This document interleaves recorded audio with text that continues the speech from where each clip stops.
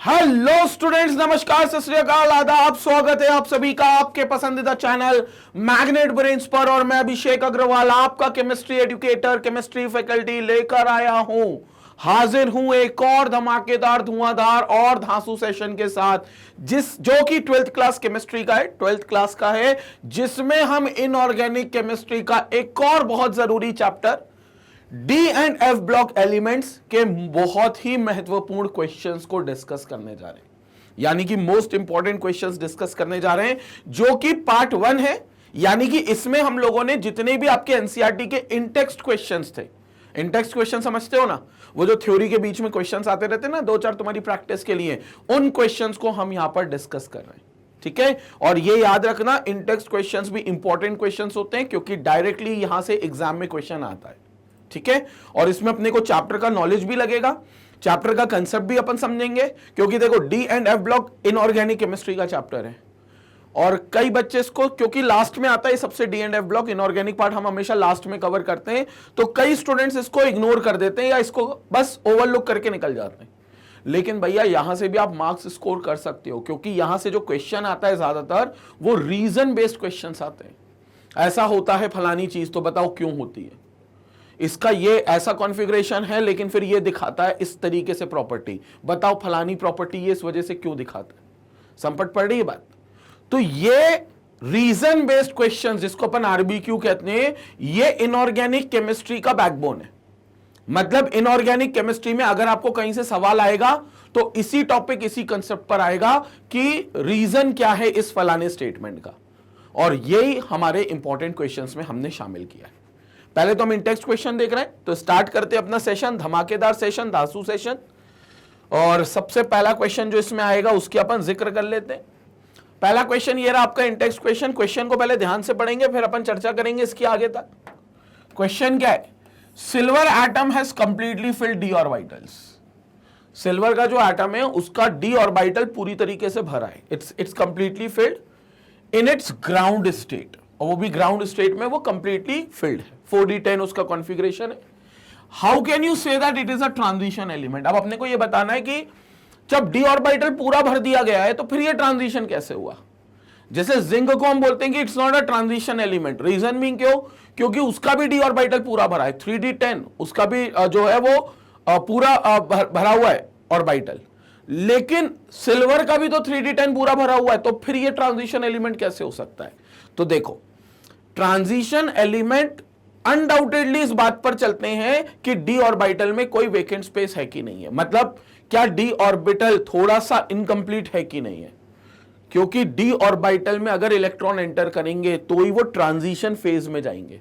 Transition phase समझते हो? Transition phase का मतलब है जैसे एस ब्लॉक हो गया तो ये मेटल का फेज है, ये पूरे मेटल के ग्रुप्स हैं, ग्रुप 1 और ग्रुप 2। पी ब्लॉक हो गया तो वो क्या हो गए? नॉन मेटल के ग्रुप हो गए। मतलब वो तो खैर कॉम्प्लेक्स ग्रुप है, उसमें मेटल भी है, मेटलॉइड भी है, नॉन मेटल भी है, बट उसके एक्सट्रीम राइट हैंड साइड में हमको नॉन मेटल मिलेंगे।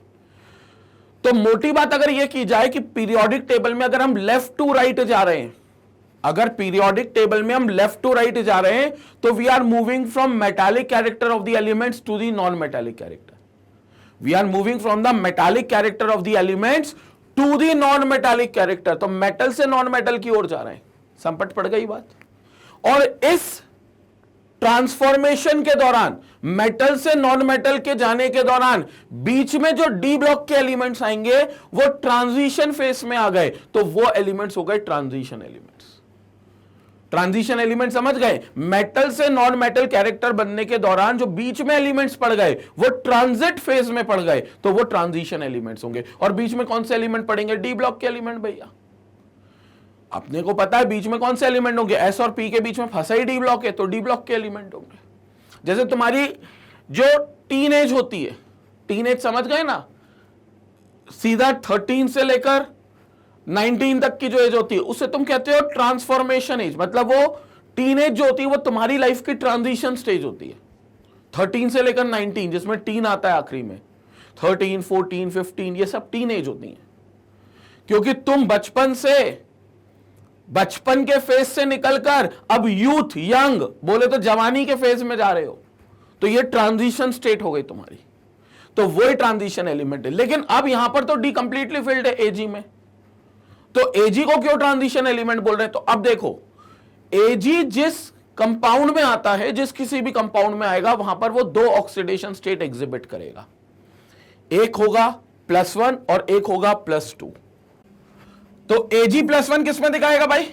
अरे Ag+1 अपना AgCl में दिखाएगा यार, ठीक है, या AgF में दिखाएगा। ये AgF हो गया तो दिस इज AgF में दिखाएगा। ये सब में आपको +1 मिलेगा, सिल्वर का ऑक्सीडेशन स्टेट, ठीक है, और +2 ऑक्सीडेशन स्टेट उसका AgO में मिलेगा। तो जैसे AgO बन गया तो यहां पर सिल्वर का ऑक्सीडेशन स्टेट कितना आ गया? +2। अब कॉन्फ़िगरेशन 4d10 होता है और 5s1 होता है। अगर ध्यान से अपन समझे तो ये 5s1 चला गया और 4d10 चला गया, क्योंकि D में 9 इलेक्ट्रॉन एक्चुअली आते हैं, लेकिन वो D में 9 इलेक्ट्रॉन आएंगे तो उसको अनस्टेबल बनाएगा, क्योंकि कंप्लीटली फिल्ड से 1 इलेक्ट्रॉन कम है। तो अपन 1 इलेक्ट्रॉन कहां से एडजस्ट कर देते हैं? S से एडजस्ट कर देते हैं। तो 4d के पास 10 छोड़ देते हैं और 5s के पास 1 छोड़ देते हैं। समझ पड़ी क्या बात? तो भैया 4d 10 हो गया और 5s 1 हो गया, बहुत बढ़िया बात है। अब मेरी बात को सुनेंगे, 4d 10 और 5s 1 के बाद कि या तो वो ये 1 इलेक्ट्रॉन निकाल लेगा जो कि सिल्वर हैलाइड्स में निकाल रहा है, तो ऑक्सीडेशन स्टेट +1 हो जाएगी, या फिर 2 इलेक्ट्रॉन निकालेगा तो 5s1 में भी निकालेगा और 4d10 से भी निकालेगा, तो +2 स्टेट में उसके पास 4d9 इनकम्प्लीट d ऑर्बिटल हो जाएगा। तो अब +2 ऑक्सीडेशन स्टेट में जरूरी है कि the electronic configuration is D9, that is D subshell is incompletely field, hence it is a transition element. क्योंकि हमने क्या है, ट्रांजिशन एलिमेंट में d ऑर्बिटल खाली होना चाहिए। तो ये d ऑर्बिटल अब आपका क्या है? खाली है। कब? +2 में। तो इसलिए ये क्या होगा? ट्रांजिशन एलिमेंट अब माना जाएगा, क्योंकि d के पास 1 इलेक्ट्रॉन कम है +2 ऑक्सीडेशन स्टेट में। 1 इलेक्ट्रॉन काय में कम है? कंप्लीटली फिल्ड होने में, क्योंकि D9 हो गया ना, क्योंकि अपन ने 1 इलेक्ट्रॉन यहां से उचका लिया और 1 इलेक्ट्रॉन यहां से उचका लिया, तो +2 में तो ये 4d9 हो जाएगा बल्कि, ठीक है। तो ये 4d9 हो जाएगा +2 ऑक्सीडेशन स्टेट में, तो ये हो जाएगा 4d9। तो 5s1 का 1 इलेक्ट्रॉन उचका लिया जाएगा और 4d10 में से 1 इलेक्ट्रॉन उचका लिया जाएगा, बनेगा 4d9। संपट पड़ी क्या बात? ये पूरी चीज क्लियर हो गई। जल्दी से स्क्रीनशॉट ले लें, इसके बाद हम अगले उस पे चलते पड़ाव पे। स्क्रीनशॉट लेंगे इसका पहले आप। ओके, तो ये पहला क्वेश्चन हमारा हो गया डन। इसलिए जो सिल्वर होता है उसको हम ट्रांजिशन एलिमेंट कहते हैं, क्योंकि +2 ऑक्सीडेशन स्टेट ये दिखाता है ज्यादातर, और +2 ऑक्सीडेशन स्टेट में इसका d ऑर्बिटल इनकम्प्लीट होगा, कंप्लीटली फिल्ड नहीं होगा, इसलिए ट्रांजिशन एलिमेंट का पार्ट होगा। और जिंक के साथ क्या दिक्कत होती? देखो, जिंक के साथ तो अलग ही समस्या है। जिंक का कॉन्फ़िगरेशन, लास्ट कॉन्फ़िगरेशन देखो 30 एटॉमिक नंबर है ना, तो आर्गन तक तो जैसा चलता है वैसे ही चलेगा। उसके बाद क्या हो जाएगा? 19 20 4s2 में चला जाएगा, और फिर बचा हुआ 10 3d10 में चला जाएगा। तो ये हो जाएगा 3d10 4s2, 3d10 4s2। Clear हो गया? तो ये हो गया 3d10 4s2। अब मेरी बात को ध्यान से सुनना, जिंक की जो ऑक्सीडेशन स्टेट है जिसमें वो ज्यादातर कंपाउंड बनाता है, वो है Zn+2। तुम चाहे बात कर लो जिंक ऑक्साइड की तो जिंक +2 है, तुम चाहे बात कर लो जिंक क्लोराइड की तो Zn+2 है, तुम चाहे बात कर लो जिंक सल्फेट की तो जिंक +2 है। तो जिंक की ऑक्सीडेशन स्टेट +2 है। +2 मतलब न्यूट्रल से 2 इलेक्ट्रॉन कम है। 2 इलेक्ट्रॉन कम तो कहां से निकाल लेंगे? 4s से निकाल लेंगे। तो 4s से 2 इलेक्ट्रॉन निकालने के बाद भी 3d में तो कोई आंच नहीं आई। 3d में तो 10 इलेक्ट्रॉन पहले थे और 10 इलेक्ट्रॉन अभी भी है, तो ये कंप्लीटली फिल्ड हो गया। ये क्या हो गया भाई? कंप्लीटली फिल्ड हो गया। और अगर ये कंप्लीटली फिल्ड हो गया है तो हम कहेंगे कि जिंक हमारा ट्रांजिशन एलिमेंट नहीं है।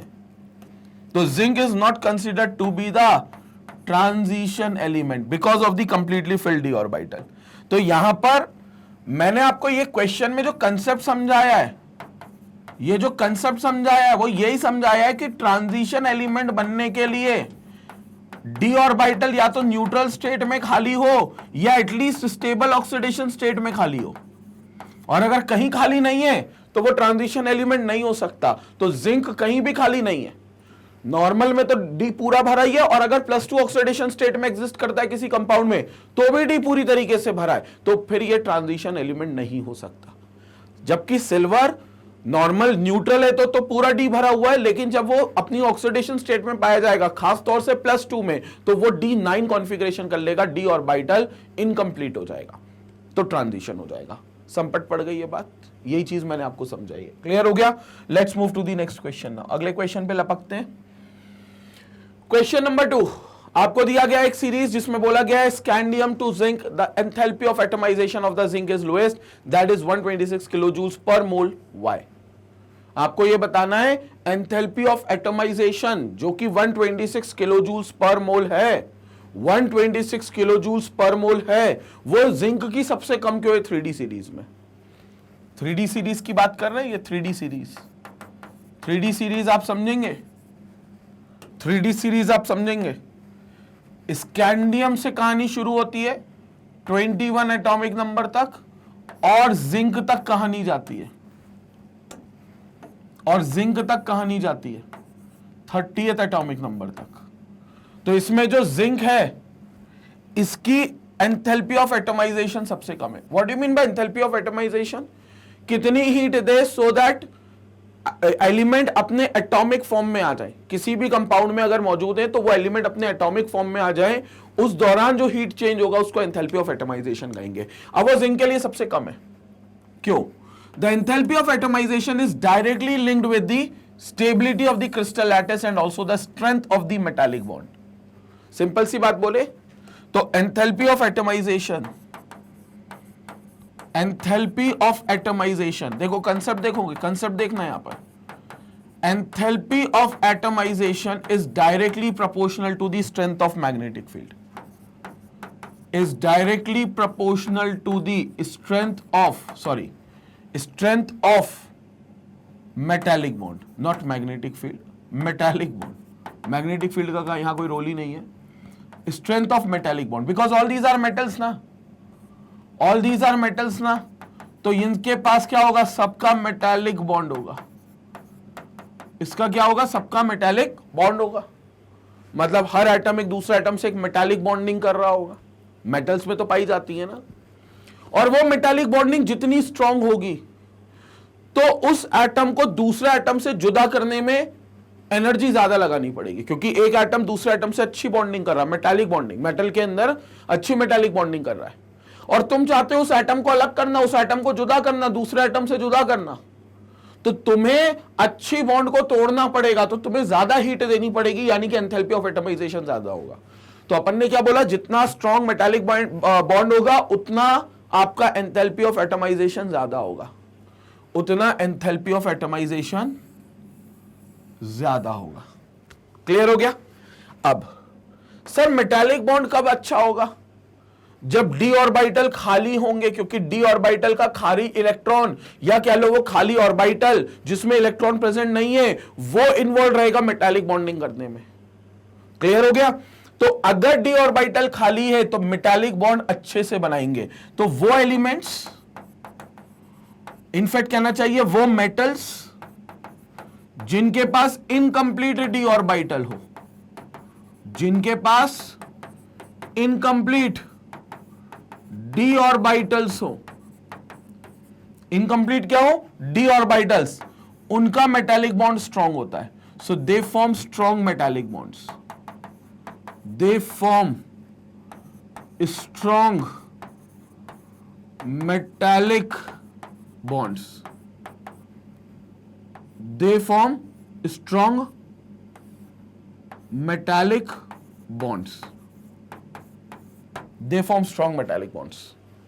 तो जिनका डी ऑर्बिटल इनकम्प्लीट होगा वो एक अच्छा मेटालिक बॉन्ड बनाएंगे, और जो अच्छा मेटालिक बॉन्ड बनाएंगे उनकी एंथैल्पी ऑफ एटमाइजेशन ज्यादा होगी, क्योंकि स्ट्रेंथ ऑफ मेटालिक बॉन्ड से enthalpy of atomisation directly proportional है। अब अगर हम जिंक की बात करें, जिंक की, जिंक का एटॉमिक नंबर है कितना? 30। कॉन्फ़िगरेशन कितना है? 18 तक तो आर्गन को फॉलो करता हुआ जाएगा, आर्गन को फॉलो करेगा। Then we have 4s2 3d10, 4s2 3d10, ये जिंक का एटॉमिक नंबर के हिसाब से कॉन्फ़िगरेशन है। क्या डी कंप्लीटली फिल्ड है? बिल्कुल हाँ, कंप्लीटली फिल्ड है। हमारे डी के पास 10 इलेक्ट्रॉन है 3d10 जो कि कंप्लीटली फिल्ड है, तो 3d10 कंप्लीटली फिल्ड है। और अगर कंप्लीटली फिल्ड है तो ये मेटालिक बॉन्ड्स अच्छा नहीं बनाएगा, क्योंकि मेटालिक बॉन्ड अच्छा बनाने के लिए इनकम्प्लीट डी ऑर्बिटल चाहिए, और जब मेटालिक बॉन्ड अच्छा नहीं होगा तो एंथैल्पी ऑफ एटमाइजेशन भी कम होगी। इसलिए एंथैल्पी ऑफ एटमाइजेशन जिंक की 3d सीरीज में सबसे कम है। क्लियर हो गया? तो यही चीज यहां लिखी हुई है, in case of zinc no electrons from the 3d orbitals are involved in the formation of metallic bonds since all the orbitals are field.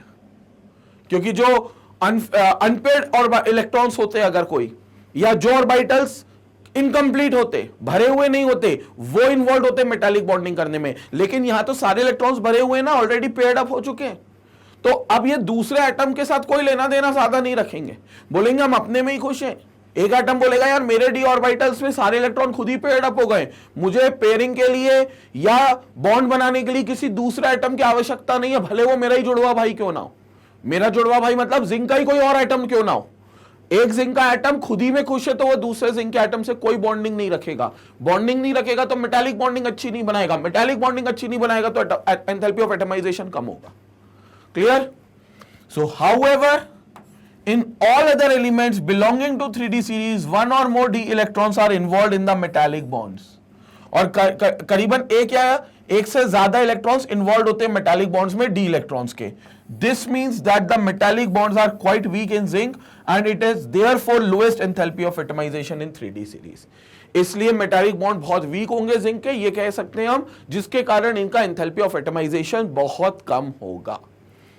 Concept clear है? लपक लिया अपन ने ये चीज। So this was about question number 2। इसके बाद आते question number 3 पर, बट पहले आप इसका स्क्रीनशॉट लेंगे, जल्दी से स्क्रीनशॉट लेंगे।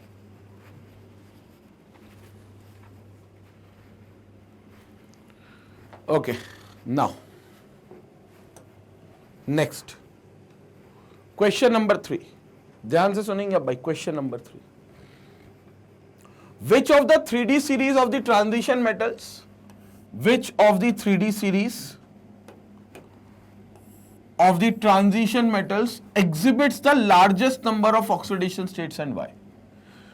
3d series का ट्रांजिशन मेटल कौन ज्यादा से ज्यादा ऑक्सीडेशन स्टेट दिखा सकता है और क्यों? देखो, ज्यादा से ज्यादा ऑक्सीडेशन स्टेट वो दिखा सकता है जो अपने अंदर से एक से ज्यादा इलेक्ट्रॉन लूज कर सकता है, और एक से ज्यादा इलेक्ट्रॉन मतलब ज्यादा से ज्यादा इलेक्ट्रॉन लूज कर सकता है, ये कहना चाहिए। और भैया ज्यादा से ज्यादा इलेक्ट्रॉन कौन लूज कर सकता है? जितना ज्यादा अनपेयरिंग होगी उतना ज्यादा इलेक्ट्रॉन लूज कर सकता होगा, जितनी ज्यादा अनपेयरिंग होगी। तो इस कैटेगरी में मैग्नीज को सबसे भैया अवार्ड दे दिया जाता है, क्योंकि मैग्नीज के पास maximum number of oxidation states है। पूछो क्यों? देखो, 3d सीरीज की अगर हम बात करें, यहां पर बात करते हैं, बल्कि 3d सीरीज की अगर हम बात करें, ध्यान से सुनेंगे अब। ये मैं बना रहा हूं आपको 3d सीरीज, ध्यान से सुनेंगे 3d सीरीज। अब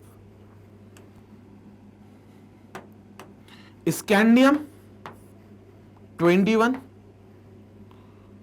टाइटेनियम, वैनेडियम,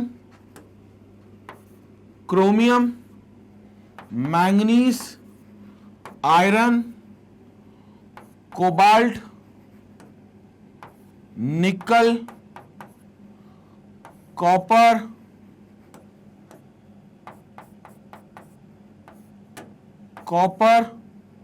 और जिंक, ये आपके 3d सीरीज है, 10 एलिमेंट है। एटॉमिक नंबर अगर इनका देखें तो ये 21 हो गया, दिस इज 22,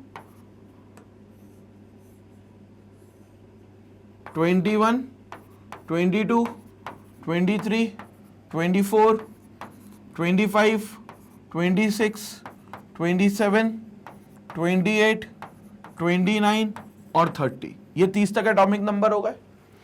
अगर इनके इलेक्ट्रॉनिक कॉन्फ़िगरेशंस में देखूं, इनके क्या देखे? इलेक्ट्रॉनिक कॉन्फ़िगरेशंस, तो स्कैंडियम का कॉन्फ़िगरेशन क्या हो जाएगा? आर्गन तक तो सब कॉमनली फॉलो करेंगे, उसके बाद हो जाएगा 4s2 3d1। टाइटेनियम का हो जाएगा,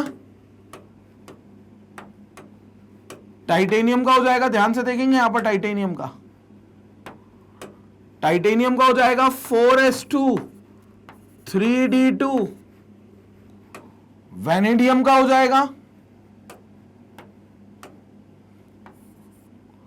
4s2 3d3, क्रोमियम का हो जाएगा 4s1 हो जाएगा और 3d5, मैग्नीज का हो जाएगा 4s2 3d5, आयरन का हो जाएगा 26 है ना, आयरन का हो जाएगा 4s2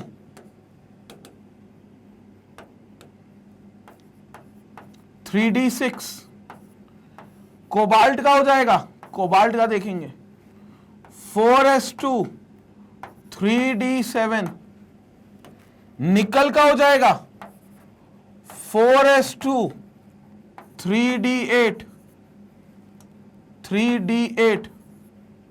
कॉपर का हो जाएगा 4s1 3d10 और जिंक का हो जाएगा 4s2 3d10। अब तुम देखो, मैग्नीज के बाद तो एक चीज कंफर्म हो गई कि इलेक्ट्रॉन्स की पेयरिंग होना शुरू हो गई है, और जब पेयरिंग हो जाती है इलेक्ट्रॉन की तो वो इलेक्ट्रॉन का जोड़ा नहीं निकल सकता जो पेयर्ड अप हो गया। तो जो मैक्सिमम अनपेयरिंग है वो तुम्हें कहां मिलेगी? वो तुम्हें मिलेगी मैग्नीज के पास। कैसे समझना, अगर मैं स्कैंडियम की बात करूं तो स्कैंडियम का जो कॉन्फ़िगरेशन है उसके हिसाब से इसकी ऑक्सीडेशन स्टेट क्या क्या हो सकती है, ध्यान से देखेंगे। ये 2 इलेक्ट्रॉन रिलीज कर सकता है और ये 1 इलेक्ट्रॉन भी रिलीज कर सकता है, तो इसकी ऑक्सीडेशन स्टेट +1 भी हो सकती है और +2 भी हो सकती है। इसकी बात करें तो ये +2 तो रिलीज कर ही सकता है 2 इलेक्ट्रॉन, और ये +3 भी 3 इलेक्ट्रॉन भी कर सकता है क्योंकि डी से 1 निकाल लेगा, और डी से एक और निकाल सकता है तो +4 भी कर सकता है।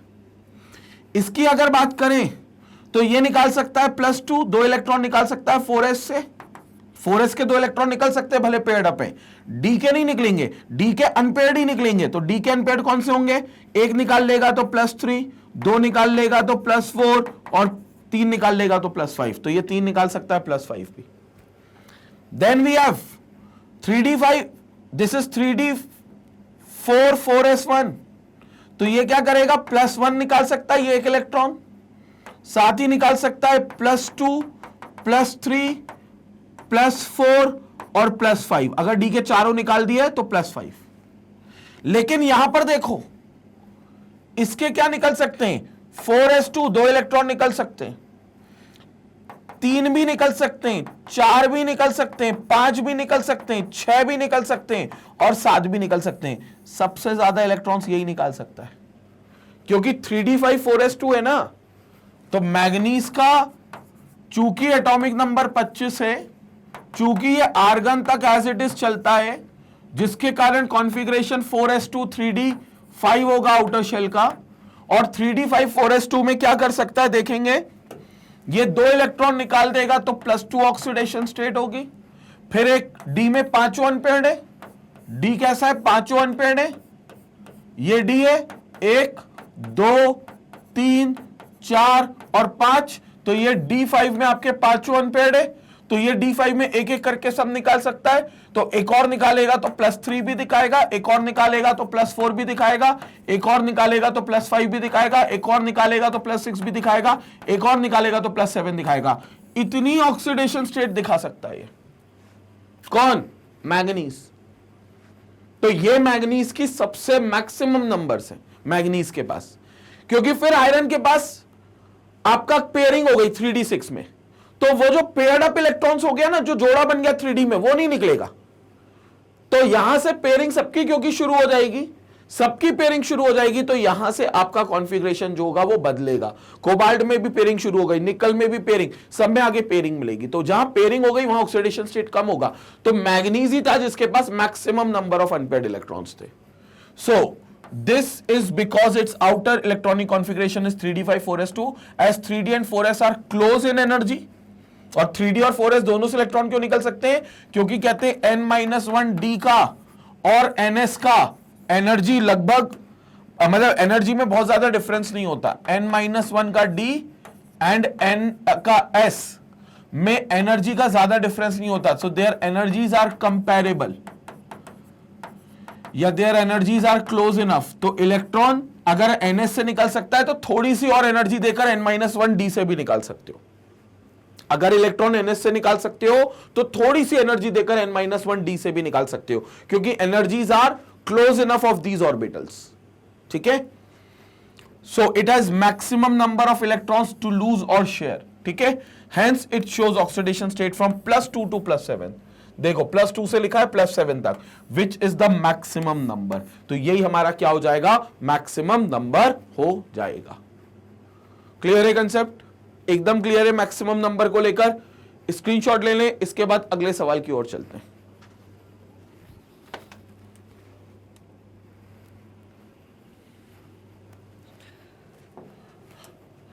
Okay, now second case, the electrode reduction value of M2 plus 2M value for copper is positive, that is 0.34 volts, 0.34 volts।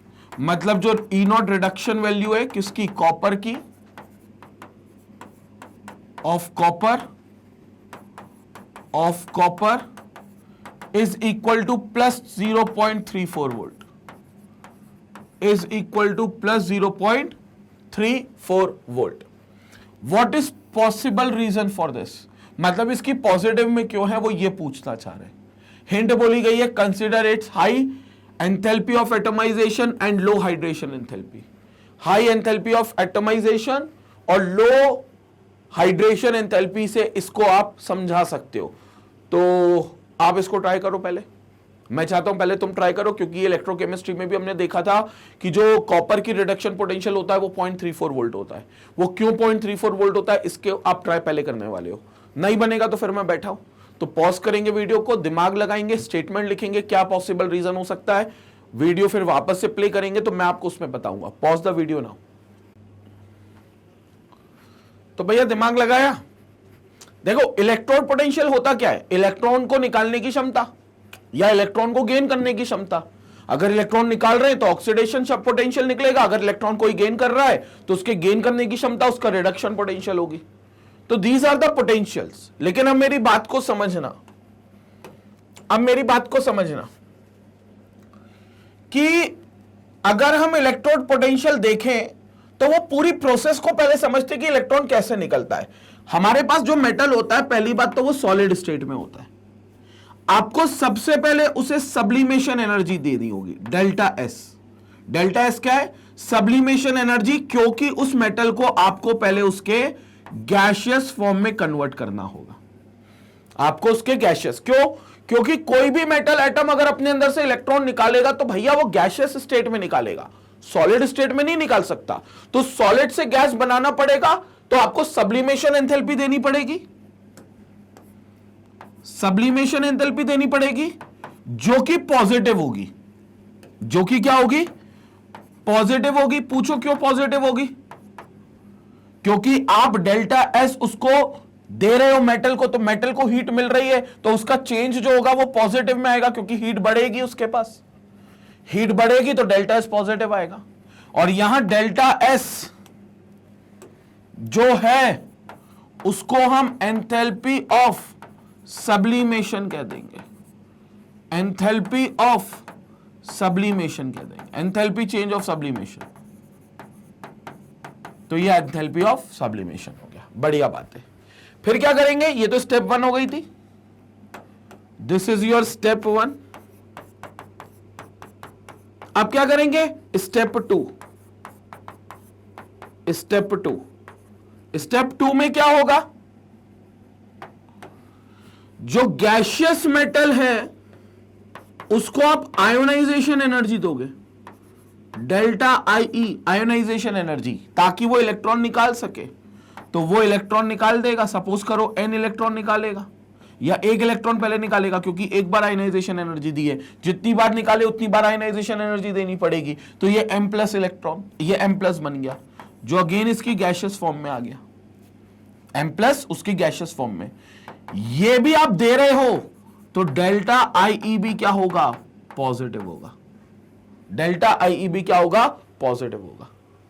ठीक है, तो ये एटमाइजेशन एनर्जी हो गई, ये दोनों एटम की एनर्जी हो गई कि आपने सॉलिड मेटल को M+ तक निकाला है, तो ये टोटल आपकी पॉजिटिव एनर्जीज हो गई, हाई एंथैल्पीज।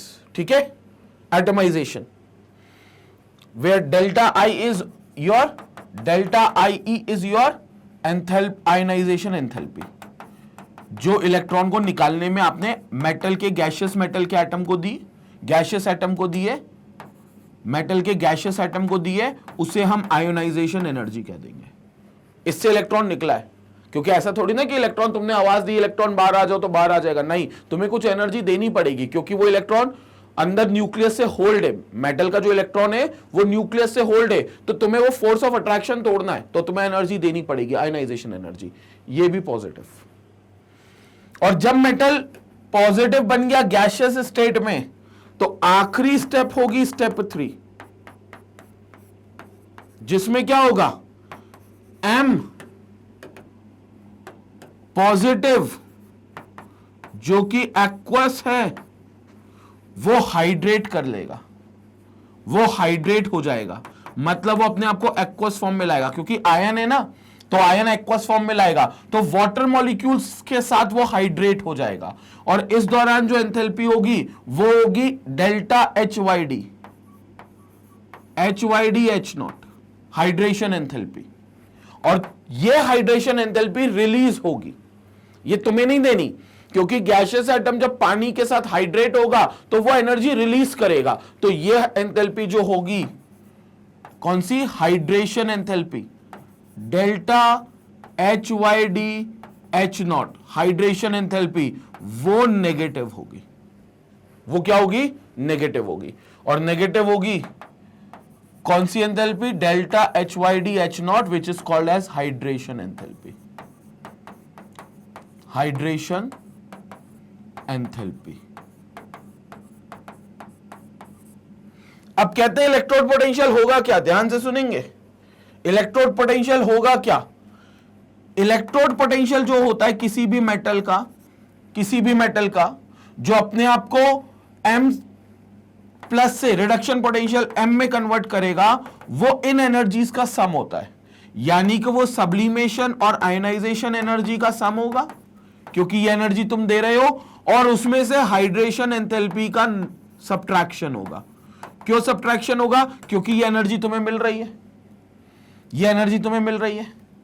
अब ये जो एटमाइजेशन एनर्जी है, ये जो एनर्जी है कौन सी वाली, ये एनर्जी जो है ये हाई वैल्यू की है, मतलब पॉजिटिव वैल्यू बड़ी है, और जो एनर्जी निकल रही है कौन सी, हाइड्रेशन एंथैल्पी, ये लो एनर्जी के लिए कॉपर में, तो ये एक बड़ी वैल्यू है, हाई वैल्यू, और एक ये लो वैल्यू है, this is low value.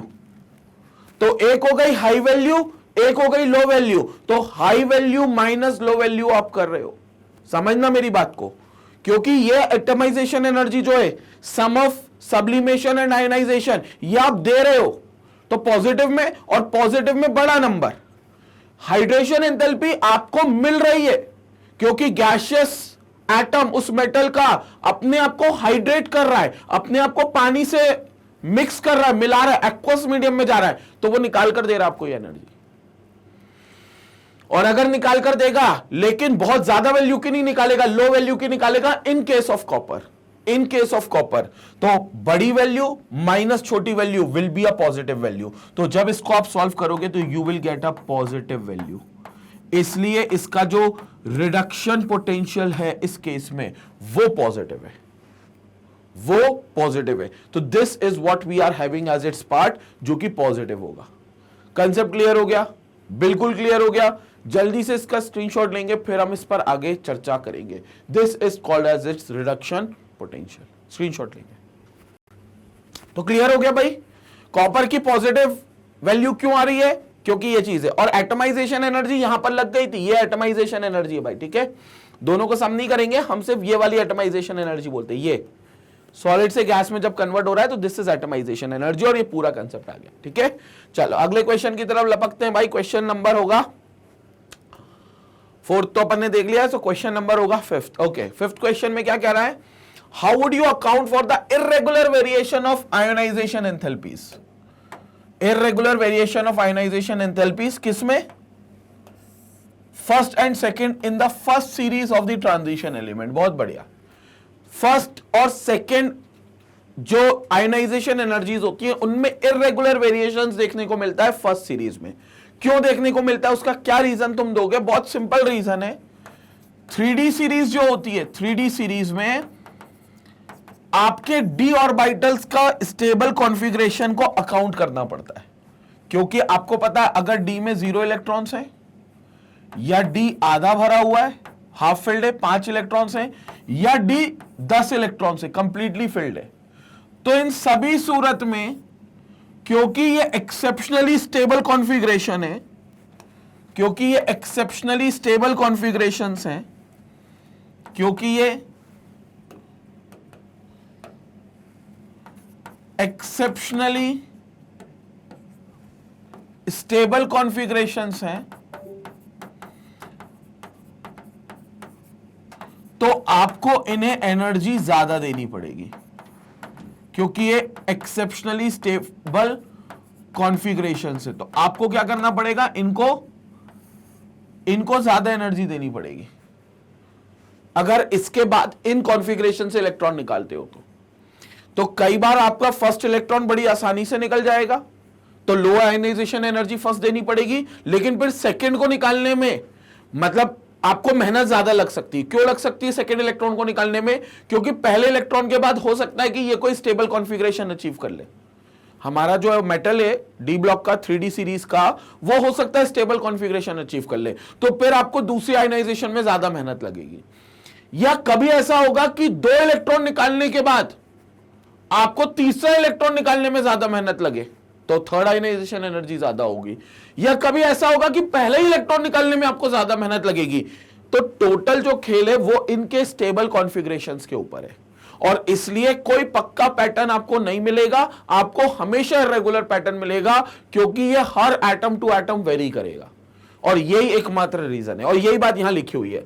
There is an irregularity in the ionization energy of 3D series due to alternation of energy of 4s and 3D orbitals.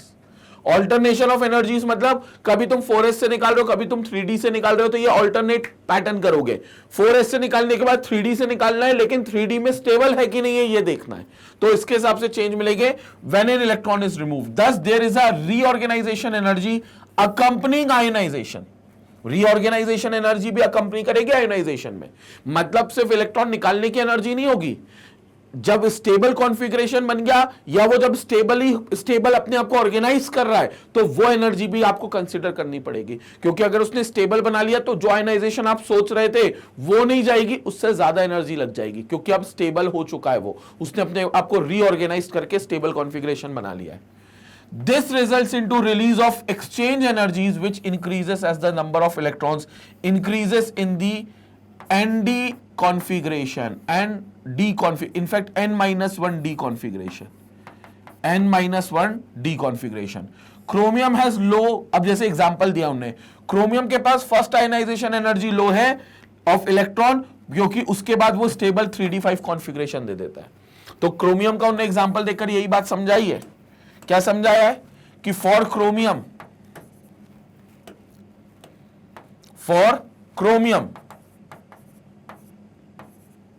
उनने कहा है आयनाइजेशन एनर्जी फर्स्ट तो कम होगी, लेकिन आयनाइजेशन एनर्जी 2 ज्यादा होगी। मतलब सेकेंड इलेक्ट्रॉन को निकालने में तुम्हें ज्यादा मेहनत लगेगी। हमने पूछा क्यों लगेगी, तो उन्होंने कहा क्रोमियम का एटॉमिक नंबर देखो। हमने कहा क्रोमियम का एटॉमिक नंबर है 24। बोले इलेक्ट्रॉनिक कॉन्फ़िगरेशन, हमने कहा 18 तक तो आर्गन को फॉलो करेगा, उसके बाद हो जाता है 4s1 और 3d5। 4s में एक इलेक्ट्रॉन है जो कि बड़ी आसानी से रिमूव हो सकता है, क्योंकि 4s में अगर एक इलेक्ट्रॉन है तो it will be removed easily. तो 4s का एक इलेक्ट्रॉन तो रिमूव हो गया, कैसे? आयनाइजेशन एनर्जी 1 देकर। तो क्रोमियम में जब हमने आयनाइजेशन एनर्जी 1 दी, क्रोमियम में जब हमने आयनाइजेशन एनर्जी 1 दी, तो क्रोमियम प्लस बन गया और कॉन्फ़िगरेशन हो गया 3d5। अब इसके पास D के 5 इलेक्ट्रॉन्स हैं, मतलब D हाफ फिल्ड है। D कैसा है? बिल्कुल हाफ फिल्ड है। 1 2 3 4 5, तो ये हाफ फिल्ड D हो गया, हाफ फिल्ड D हो गया। which is a stable configuration. अब तुम इसके अंदर से एक और इलेक्ट्रॉन निकालना चाहते हो तो तुम्हें सेकेंड आयनाइजेशन एनर्जी देनी पड़ेगी, जो कि बहुत ज्यादा देनी पड़ेगी क्योंकि आप हाफ फील्ड कॉन्फ़िगरेशन से निकाल रहे हो। तो अब क्रोमियम में आपको सेकेंड आयनाइजेशन एनर्जी बहुत ज्यादा देनी पड़ेगी। तो अगर क्रोमियम प्लस से एक और इलेक्ट्रॉन निकालना चाहते हो Ie2 और क्रोमियम 2+ में कन्वर्ट करना चाहते हो तो ये वैल्यू बहुत ज्यादा होगी क्योंकि आपका ये स्टेबल कॉन्फ़िगरेशन से आप इलेक्ट्रॉन निकाल रहे हो और स्टेबल कॉन्फ़िगरेशन से इलेक्ट्रॉन कभी भी आसानी से नहीं निकलेंगे। स्टेबल क्यों हुआ? क्योंकि एक इलेक्ट्रॉन निकालने के बाद वो एक इलेक्ट्रॉन कहां से निकला? 4s1 से निकला। तो एक इलेक्ट्रॉन निकालने के बाद आपके पास डी में 5 अनपेयर्ड इलेक्ट्रॉन रह गए। ये 5 अनपेयर्ड इलेक्ट्रॉन रह गए जिसके कारण वो हाफ फिल्ड हो गया, यानी कि स्टेबल हो गया। क्लियर हो गया? तो इसलिए आप ये कह रहे हो कि क्रोमियम का Ie1 तो कम होता है लेकिन उसका Ie2 जो होगा वो ज्यादा होगा। उसका Ie1 तो कम होगा लेकिन उसका Ie2 जो होगा वो ज्यादा होगा। क्लियर हो गया? तो ये इर्रेगुलर वेरिएशन मिलेगा। किसी और एलिमेंट में Ie1 ज्यादा होगा, Ie2 कम होगा। तो ये इर्रेगुलर वेरिएशन सिर्फ इसी अकाउंट पर चलता है कि भैया इलेक्ट्रॉन्स जहां से निकाले जा रहे हैं, जिस कॉन्फ़िगरेशन से निकाले जा रहे हैं, वो कैसा है, स्टेबल है कि अनस्टेबल है। अनस्टेबल है तो कम एनर्जी देकर भी इलेक्ट्रॉन निकाला जा सकता है, बट अगर स्टेबल है, इन कॉन्फ़िगरेशंस में अगर आ गया है तो वो स्टेबल है, तो फिर इलेक्ट्रॉन को निकालने में मुश्किल होगी। क्लियर हो गया? ये इसका रीजन है। स्क्रीनशॉट ले लें, इसके बाद हम अगले क्वेश्चन की तरफ चलते हैं।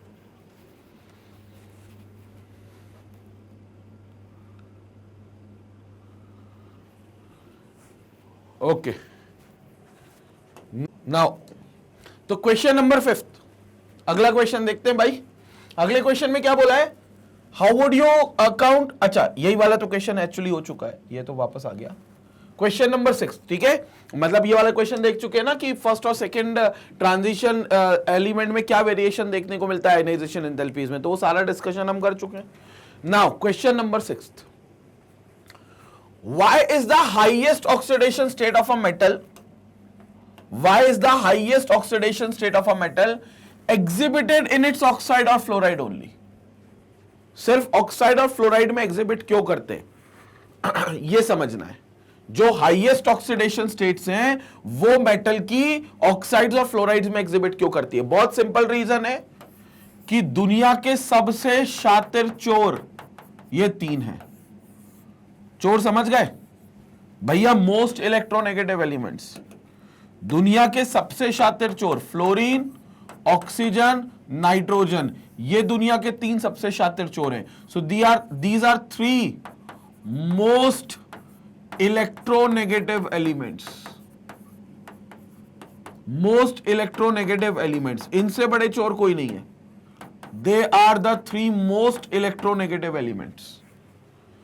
और ये कहीं भी जाएंगे इलेक्ट्रॉन की चोरी कर लेंगे, कहीं पे भी जाएंगे। तो इसमें फ्लोरीन तो सबसे बड़ा चोर है, मतलब सबसे ज्यादा इलेक्ट्रोनेगेटिव है। उससे थोड़ा कम ऑक्सीजन है लेकिन अच्छा इलेक्ट्रोनेगेटिव है, और उससे थोड़ा कम नाइट्रोजन है बट ये भी अच्छा इलेक्ट्रोनेगेटिव है। तो ये ऑर्डर है। तो अगर कोई मेटल फ्लोरीन और ऑक्सीजन के साथ है तो भैया फ्लोरीन और ऑक्सीजन के साथ अगर कोई भी मेटल बॉन्डेड है, कोई भी मेटल बॉन्डेड है, तो वो मेटल मैक्सिमम इलेक्ट्रॉन निकाल देगा क्योंकि ये चोर उसके पास से मैक्सिमम इलेक्ट्रॉन खींच कर लेकर जाएंगे, क्योंकि ये इलेक्ट्रोनेगेटिव है भाई, फ्लोरीन और ऑक्सीजन। और फ्लोरीन तो पप्पा के पप्पा है जिनको अपन दादाजी कहते हैं, ये तो सबसे बड़ा चोर है।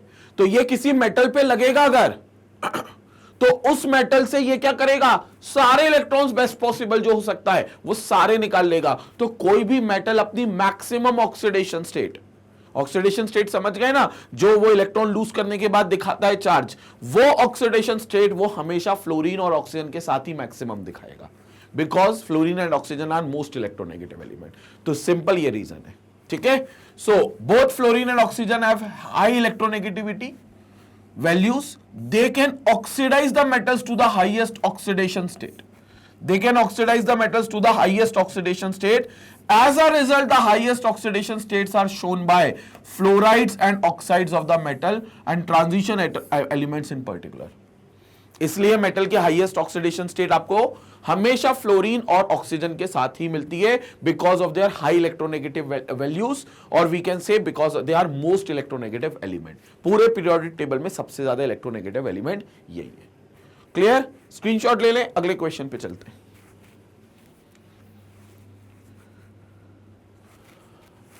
नाउ नेक्स्ट क्वेश्चन, अगले क्वेश्चन पे आते हैं। क्वेश्चन नंबर 7 पूछा गया है which is a stronger reducing agent, chromium +2 या Fe+2। तो सिंपल है, इसके लिए हमें इनकी E नॉट रिडक्शन वैल्यू बतानी पड़ेगी, और E नॉट रिडक्शन वैल्यू में जिसका रिडक्शन पोटेंशियल कम होगा वो एक अच्छा रिड्यूसिंग एजेंट होगा, क्योंकि जिसका रिडक्शन पोटेंशियल कम मतलब वो अपने आप को ऑक्सीडाइज अच्छा करना चाहता है, क्योंकि रिडक्शन पोटेंशियल कम है मतलब कम रिड्यूस करना चाहता है, तो मतलब ऑक्सीडाइज अच्छा करना चाहता है। और जो खुद को अच्छा ऑक्सीडाइज करेगा वो किसी दूसरे को अच्छा रिड्यूस करेगा, तो वो एक रिड्यूसिंग एजेंट होगा। तो हमें कम रिडक्शन पोटेंशियल वैल्यू वाला ढूंढना है, तो अपन रिडक्शन पोटेंशियल लिख देंगे कि क्रोमियम +3 का क्रोमियम +2 में जो रिडक्शन पोटेंशियल है, यहां देखेंगे क्रोमियम +2 का +3 का +2 में जाना मतलब रिडक्शन करना, और इस दौरान जो पोटेंशियल है वो पोटेंशियल है -0.41 वोल्ट्स का, -0.41 वोल्ट्स का। जबकि Fe का रिडक्शन पोटेंशियल अगर Fe+3 में बैठा है और Fe+2 में जाना चाहता है तो उसका जो रिडक्शन पोटेंशियल है वो है पॉजिटिव 0.77 वोल्ट का। साफ साफ नजर आ रहा है किसका रिडक्शन पोटेंशियल कम है, क्रोमियम +3 का। और जिसका रिडक्शन पोटेंशियल कम है तो ये स्ट्रॉन्ग रिड्यूसिंग एजेंट है एज कंपेयर टू जिसका रिडक्शन पोटेंशियल ज्यादा है उसके मुकाबले, तो ये स्ट्रॉन्ग रिड्यूसिंग एजेंट हो गया। ठीक है, अब देखो तुम्हें वहां रिडक्शन वैल्यू लिखनी नहीं है, तुम्हें बस ये बताना है कि जो क्रोमियम और +2 और Fe+2 है उसमें क्रोमियम का रिडक्शन पोटेंशियल कम है। वैल्यू मत बताओ, बस ये बता दो कि क्रोमियम का, और ये हमें कैसे पता चला, रिएक्टिविटी सीरीज में, क्योंकि हमने रिएक्टिविटी सीरीज में इंक्रीजिंग रिडक्शन पोटेंशियल वैल्यूज के आधार पर एलिमेंट को अरेंज किया है। तो जिसका रिडक्शन पोटेंशियल वैल्यू कम है वो हमने ऊपर पहले ही लिखा हुआ था, तो वहां पर आपको यह बताना है कि क्रोमियम का रिडक्शन पोटेंशियल कम है और रिडक्शन पोटेंशियल वैल्यू कम है, तो मतलब वो अच्छे से खुद को ऑक्सीडाइज कर सकता है, इसलिए दूसरे को रिड्यूस करेगा, तो ये स्ट्रॉन्ग रिड्यूसिंग एजेंट है। जबकि Fe+3 इसके मुकाबले वीक हो गया। ठीक है, Fe+3 वैसे अपने आप में ये भी स्ट्रॉन्ग है, लेकिन क्रोमियम से कंपेयर करोगे तो उस कंपैरिजन में मैं लिख रहा हूं ये शब्द, तो it's a weak reducing agent, clear हो गया। तो 10 chromium +2 is easily oxidised to chromium +3, but Fe+2 cannot be easily oxidized to Fe+3. So Cr+2 is a stronger reducing agent than Fe+2, क्योंकि Cr+2 दूसरे को तो रिड्यूस करेगा but खुद oxidise होगा +2 से +3 बड़ी आसानी से, लेकिन Fe+2 से +3 आसानी से ऑक्सीडाइज नहीं होगा। तो फिर वो मतलब क्या करेगा, वहां पर आपका सामने वाले को अच्छे से रिड्यूस नहीं कर सकता, और जब सामने वाले को रिड्यूस नहीं कर सकता तो अच्छा रिड्यूसिंग एजेंट नहीं होगा क्रोमियम के मुकाबले। और हमने सिंपल कंसेप्ट यही समझा है, जिसका रिडक्शन पोटेंशियल वैल्यू कम होगा वो अच्छा रिड्यूसिंग एजेंट होगा, क्योंकि उसकी खुद को रिड्यूस करने की क्षमता कम है, मतलब खुद को ऑक्सीडाइज करने की क्षमता ज्यादा है, और खुद को ऑक्सीडाइज करने की क्षमता ज्यादा है तो किसी को रिड्यूस भी अच्छे से कर सकता है, अच्छा रिड्यूसिंग एजेंट होगा। क्लियर हो गई बात, यही चीज हमने यहां पर कंसेप्ट में समझी है। This was the 7th question. Screenshot लेंगे, अगले क्वेश्चन पे आते हैं।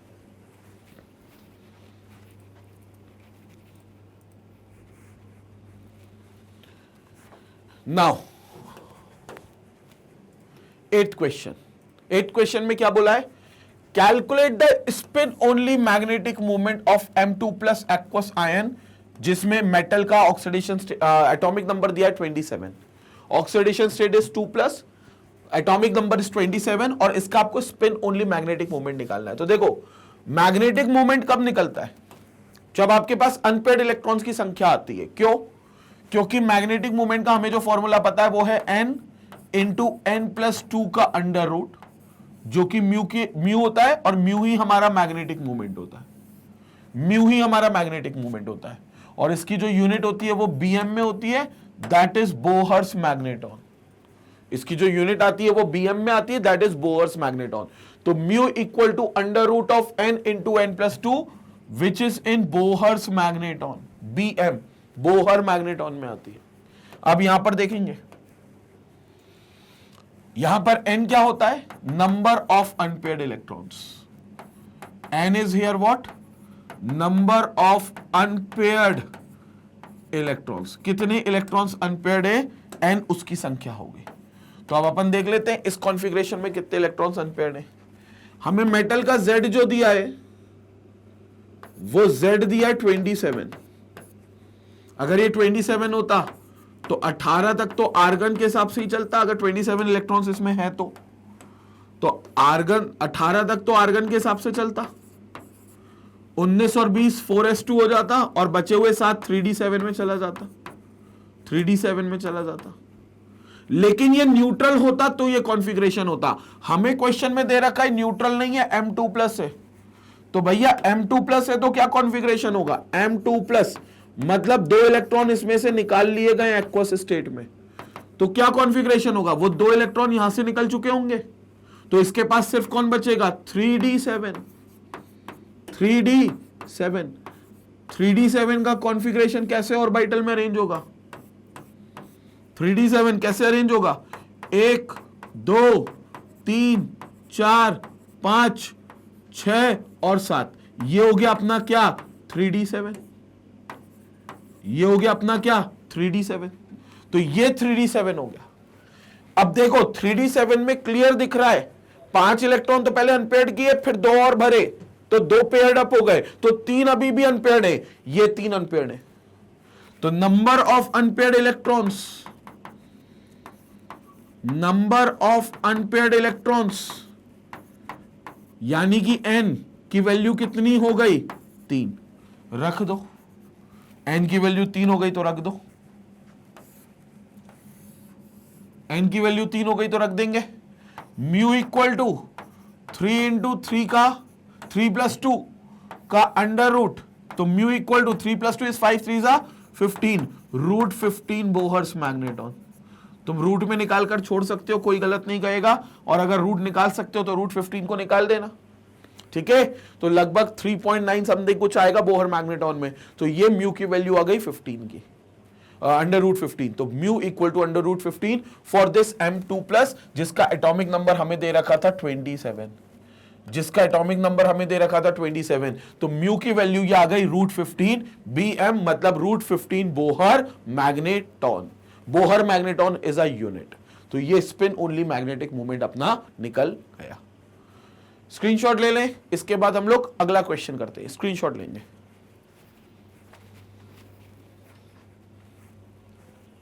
ओके, तो let's move to another question, अगले क्वेश्चन पे चलते हैं, which will be your 9th question. 9th question क्या कह रहा है, actinoid contraction is greater from element to element than lanthanoid contraction. अब जो एक्टिनाइड सीरीज है वो एक्चुअली आ नहीं रही है, तो वो डिलीटेड सिलेबस है, लेकिन कॉम्पिटेटिव एग्जाम के लिए तुम देख सकते हो। तो एक्टिनोइड कॉन्ट्रैक्शन जो है वो ग्रेटर है element to element than lanthanoid contraction. Why? देखो बहुत सिंपल रीजन है। लेंथेनोइड कॉन्ट्रैक्शन किसकी वजह से होता है, लेंथेनोइड कॉन्ट्रैक्शन किसकी वजह से होता है sir, poor shielding of 4f orbitals. बिल्कुल सही, लेंथेनोइड कॉन्ट्रैक्शन समझ गए ना, होता क्या लेंथेनोइड कॉन्ट्रैक्शन, जो एटॉमिक रेडियाई बढ़ना चाहिए था एटॉमिक नंबर के साथ, वो एटॉमिक रेडियाई बढ़ता नहीं है। क्यों नहीं बढ़ता, क्योंकि जो 4f में इलेक्ट्रॉन्स आ जाते हैं लेंथेनोइड में, वो सब बिकाऊ इलेक्ट्रॉन्स है। बिकाऊ मतलब वो न्यूक्लियस के साथ साठगांठ कर लेते हैं कि तुम भैया 6th शेल के s इलेक्ट्रॉन को खींच लो। हम लोग पुअर शील्डिंग मतलब हम 6s के इलेक्ट्रॉन जो हमारे पीछे खड़े हैं हम उसको नहीं बचाएंगे, हम हट जाते हैं साइड से, हमारी शील्डिंग हम पुअर कर लेते हैं अपनी स्क्रीनिंग को। 6s की जो स्क्रीनिंग हम कर रहे हैं उसका जो बचाव हम कर रहे हैं वो बेकार कर लेते हैं, और न्यूक्लियस से बोलते हैं तुम 6s इलेक्ट्रॉन को पुल कर लो, 4f ऐसा बोलते हैं। तो न्यूक्लियस 6s को पुल कर लेता है, तो वहां पर जो एटम बढ़ना चाहिए था एटॉमिक नंबर के साथ वो श्रिंक हो जाता है, वो कॉन्ट्रैक्ट हो जाता है, कॉन्ट्रैक्शन होता है, तो लेंथेनोइड कॉन्ट्रैक्शन होता है। तो ये लेंथेनोइड कॉन्ट्रैक्शन किसके वजह से होता है, because of poor shielding of 4f orbitals,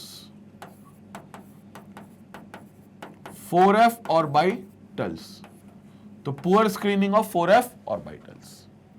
जबकि जो एक्टिनाइड कॉन्ट्रैक्शन होता है, जो एक्टिनाइड कॉन्ट्रैक्शन होता है, ध्यान से समझेंगे, एक्टिनाइड कॉन्ट्रैक्शन किसकी वजह से होता है, वो होता है poor shielding of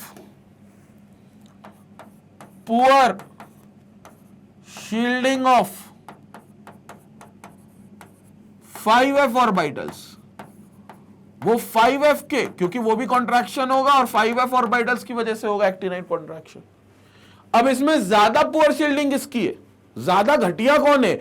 5f orbital की स्क्रीनिंग ज्यादा घटिया है, तो 5f की स्क्रीनिंग, पुअर स्क्रीनिंग ज्यादा डोमिनेटिंग हो गई। मतलब ये ज्यादा बिकाऊ इलेक्ट्रॉन है 5f में, तो 5f वाले बोलते हैं ले जाओ 6s को, गोदी में उठाकर ले जाओ न्यूक्लियस, 7s के इलेक्ट्रॉन्स को ले जाओ, सॉरी 6s नहीं, 5f है तो 7s, तो 7s के 2 इलेक्ट्रॉन ले जाओ, तो ये ज्यादा कॉन्ट्रैक्ट करेगा, मतलब एक्टिनाइट कॉन्ट्रैक्शन फिर ज्यादा होगा लैंथेनॉइड कॉन्ट्रैक्शन में, क्योंकि स्क्रीनिंग किसकी, पुअर शील्डिंग ज्यादा किसकी होगी, 5f की। तो 5f orbitals are more poorly screen, समझ गए, और घटिया तरीके से स्क्रीन करेंगे। तो यहां पर अपन लिख लेते हैं ये बात भी कि 5f orbitals will more poorly screen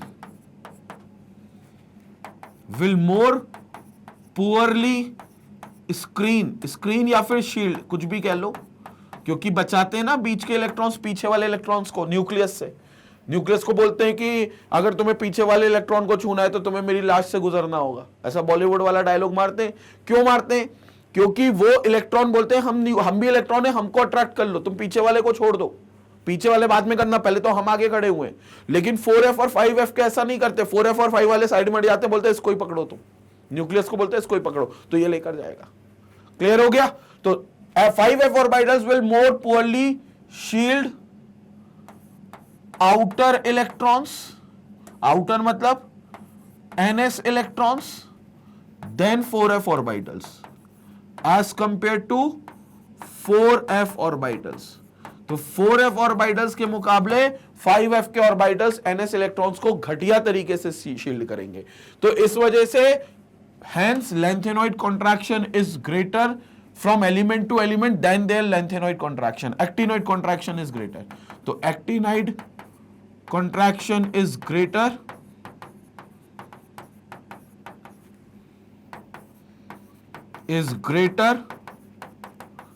than lengthenide contraction। तो lengthenide contraction के कंपैरिजन में एक्टिनाइट कॉन्ट्रैक्शन ज्यादा होगा, एक्टिनाइट कॉन्ट्रैक्शन ज्यादा होगा और बड़ा होगा। So this is called as actinide contraction. Clear हो गई? संपट पड़ी बात, यही स्टेटमेंट यहां पढ़ना है। तो यही लिखा हुआ है क्या, the decrease or contraction in atomic radii as well as ionic radii in actinide elements is more as compare to lanthanoid contraction. मतलब ये जो आयोनिक रेडियाई और एटॉमिक रेडियाई में जो डिक्रीमेंट देखने को मिलता है, जो एटॉमिक और आयोनिक रेडियाई बढ़ने की जगह घट जाते हैं, कॉन्ट्रैक्शन हो जाता है एटम्स का, वो एक्टिनाइड्स में ज्यादा होता है as compare to lanthanoids, because 5f electrons, this is 5f electrons have more poor shielding effect as compared to 4f electrons. Therefore, the effect of increased nuclear charge leading to contraction in size is more in case of actinoid elements. तो फिर जो आपका effective nuclear charge होता है, जो nucleus की electron को खींचने की क्षमता होती है, वो लैंथेनाइड्स के मुकाबले एक्टिनाइड्स में ज्यादा होती है। तो एक्टिनाइड्स वाला न्यूक्लियस ज्यादा अच्छे से खींच लेता है, क्योंकि उसको 5f का सपोर्ट मिलता है जो दमदार है। 5f का सपोर्ट क्यों मिलता है? क्योंकि 5f बिकाऊ है, न्यूक्लियस से साठगांठ कर ली कि भैया 6s के 7s के इलेक्ट्रॉन को लेकर जाओ, तो न्यूक्लियस 7s को लेकर चला जाता है, न्यूक्लियर चार्ज बढ़ा लेता है अपना, इफेक्टिव न्यूक्लियर चार्ज, जो लैंथेनॉइड के प्रेजेंस में भी बढ़ता है लेकिन उतना नहीं बढ़ता है। इसलिए एक्टिनॉइड कॉन्ट्रैक्शन डोमिनेटिंग होता है लैंथेनॉइड कॉन्ट्रैक्शन के मुकाबले। स्क्रीनशॉट ले लें, ये था हमारे इन टेक्स्ट क्वेश्चन, स्क्रीनशॉट ले लें एक बार। तो भैया यहां पर हमारे खत्म हो गए पूरे इन टेक्स्ट क्वेश्चंस जो हमने अपने देखे हैं एनसीईआरटी के, और ये इंपॉर्टेंट क्वेश्चंस भी हैं D and F block elements के, जो कि पार्ट 1 है। इसके बाद हम पार्ट 2 भी करेंगे, लेकिन ये है हमारा पार्ट 1 जिसमें हमने सारे इन टेक्स्ट क्वेश्चंस को देखे। अब पार्ट 2 में हम क्या पढ़ने वाले हैं? एंड चैप्टर के क्वेश्चंस, मतलब चैप्टर के लास्ट में जो क्वेश्चंस दिए ना एनसीईआरटी की बैक एक्सरसाइज जिसको बोलते हो, उसके हम क्वेश्चंस करने वाले हैं पार्ट 2 में। क्लियर हो गया? तो आई होप आपको ये वीडियो मजा आई होगी और सारे क्वेश्चंस के ना सिर्फ आंसर बल्कि उनके पीछे कंसेप्ट्स, उनके पीछे के लॉजिक्स, उनके पीछे के जो भी आपने थ्योरी पार्ट है वो भी आपको डिटेल में समझाया गया। आई होप आपको समझ में आया हो। अब हम मैग्नेट ब्रेन्स की अगर बात करें तो मैग्नेट ब्रेन्स के चैनल पर तो आपको सारे वीडियोस अवेलेबल है, साथ ही आपको magnetbrains.com पर भी ये सारे वीडियोस अवेलेबल है और इनफैक्ट और बेटर ढंग से अवेलेबल है। क्योंकि होता क्या है, YouTube पर जब आप देखते हो कोई भी वीडियो तो आप कोई टॉपिक अगर सर्च करते हो तो उस टॉपिक पर भटेरो वीडियो आपको मिल जाएंगे, लेकिन आपको यह नहीं पता कि इस वीडियो से पहले कौन सा वीडियो देखना है और इस वीडियो से बाद कौन सा टॉपिक का वीडियो देखना है। लाइक प्रॉपर सीक्वेंसिंग आपको नहीं पता, क्योंकि कई बार प्लेलिस्ट अनऑर्गेनाइज्ड होती है आपकी यूट्यूब पर। अगर आप चाहते हो एक प्रॉपर प्लेलिस्ट में सारे वीडियोस देखना, यानी कि आपको हर टॉपिक का एक सीक्वेंसिंग पता हो, तो आप magnetbrains.com पर जाकर विजिट करो वेबसाइट पर। वहां पर पूरी ऑर्गेनाइज्ड प्लेलिस्ट तैयार है जो आपको एक्सेस करने को मिलेगा, कंप्लीट प्रॉपर वीडियोस। यानी कि वहां पर हर टॉपिक का एक सीक्वेंस बना हुआ है, ये टॉपिक पहले, फिर इसके बाद ये पढ़ना है, फिर ये पढ़ना है, ये पढ़ना है, सो दैट हर टॉपिक में तुम एक कनेक्शन ढूंढ पाओ, हर टॉपिक में तुम एक कनेक्शन ढूंढ पाओ। क्लियर हो गया? करना क्या है, magnetbrains.com जब तुम विजिट करोगे तो ऐसे हर फैकल्टी के आइकन्स बने होंगे वीडियोस को लेकर, चैप्टर्स और क्लासेस वाइज। आपको मेरा भी आइकन दिखेगा ऐसे, क्लास 12th केमिस्ट्री का part 1 part 2, book part 1 part 2। आपने मान लो पार्ट 1 पर क्लिक करा तो पार्ट 1 में जितने भी चैप्टर्स है पूरी लिस्टिंग हो जाएगी इस तरीके से, सॉलिड स्टेट सॉल्यूशंस, इलेक्ट्रोकेमिस्ट्री। उसके आगे सबके नंबर ऑफ लेक्चर्स भी लिखे, कितने कितने लेक्चर्स हैं।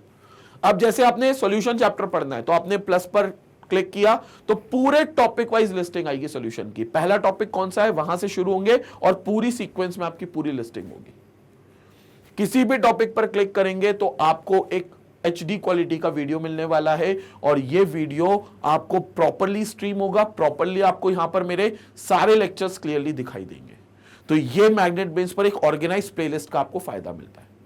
साथ ही बात करें अगर मैग्नेट ब्रेन्स के चैनल की, तो आपको पता है KG से लेकर 12th तक का, किंडरगार्टन सेक्शन से लेकर 12th क्लास तक का पूरा content absolutely free of cost available है। और सारे सब्जेक्ट्स, केमिस्ट्री तो तुम्हें मिल रहा है, bio, physics, SST, English, Hindi, Sanskrit जैसी लैंग्वेजेस भी, और अकाउंट्स के सब्जेक्ट्स जैसे बिजनेस स्टडीज, इकोनॉमिक्स, ये सारी चीजें आपको मिलती हैं एब्सोल्युटली फ्री ऑफ कॉस्ट। मतलब ऐसा नहीं है कि एक दो चैप्टर आपको दे दिए फिर बाकी चैप्टर के लिए आपको सब्सक्रिप्शन लेना है या कोई पैसा देना है, कुछ नहीं। 100% फ्री एजुकेशन मिलती है मैग्नेट ब्रेन्स के प्लेटफॉर्म पर। तो मैग्नेट ब्रेन्स के चैनल को बिल्कुल सब्सक्राइब करें, साथ ही magnet brains IIT JEE and NEET का चैनल भी सब्सक्राइब करें, क्योंकि उस चैनल पे मैं बहुत जल्दी आपके JEE केमिस्ट्री के वीडियोस लेकर आने वाला हूं। तो अगर आप कॉम्पिटिटिव एग्जाम को अप्रोच कर रहे हो, उसको टारगेट बना रहे हो, JEE अगर आपको केमिस्ट्री निकालनी है या नीट आपको पढ़ना है, तो आपको magnet brains IIT JEE and NEET को भी सब्सक्राइब करना है और दोस्तों और रिश्तेदारों में इस चैनल को शेयर भी करना है, ठीक है? क्योंकि बहुत जल्दी मेरे JEE के केमिस्ट्री के लेक्चर्स वहां पर भी आप देखोगे। तो मिलते हैं अब अगले वीडियो में। जब तक वीडियो को जरूर लाइक करें, इस वीडियो को जरूर लाइक करें और वीडियो उन लोगों तक पहुंचाएं जिनको NCERT के क्वेश्चंस में डाउट है और दिक्कत है, उन तक वीडियो को पहुंचाएं। इसी तरीके से मैग्नेट ब्रेन्स की टीम को प्यार और सपोर्ट देते रहें। Stay connected, stay educated. Thank you.